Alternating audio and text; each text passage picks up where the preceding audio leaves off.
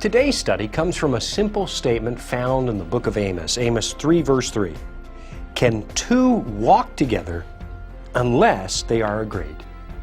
One of the biggest mistakes that people make when they choose a life partner is assuming that the person you marry is somehow going to change right after the wedding. And at the risk of sounding a little sexist, I've got to say that this seems to be more true of women than men. It's not that men don't make the same mistake, it's just that women sometimes seem to have higher expectations going into the marriage.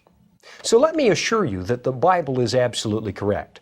When it says that two people can't walk together unless they're agreed, God absolutely knows what He's talking about. If a man is flippant about God and treats sacred things with contempt now before the wedding, you're going to have exactly the same man after the wedding. If he has a wandering eye now, he's going to have a wandering eye later. If he doesn't like responsibility and has a tough time going to work now, he's going to be exactly the same guy later. If a guy likes to drink or speak rudely about women now, I guarantee he's going to be exactly the same guy after the wedding. Maybe even worse. The fact is, ladies, that most men tend to put their best foot forward during the courtship process and then let things slide when they think the pressure's off. So you'd be far better off assuming that dating is a matter of what you see is what you get.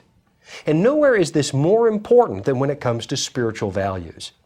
I can't tell you how many people have come to me asking if I think it's okay for them to marry a non-believer. Most of the time they already know the answer before they come and ask, but I suppose they're just hoping that somehow I'll give my endorsement as a minister and ease their sense of discomfort. But that's something I just can't do, because the Bible is so clear about the principle. Be not unequally yoked, it says in 2 Corinthians chapter 6. Now wait a minute, Pastor, isn't it possible that God put this person in my path so that I can lead them to Jesus?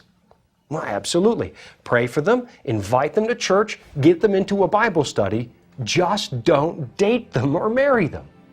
I know it's not what some people want to hear, and I suspect I might get a few letters from people who hope I'm wrong.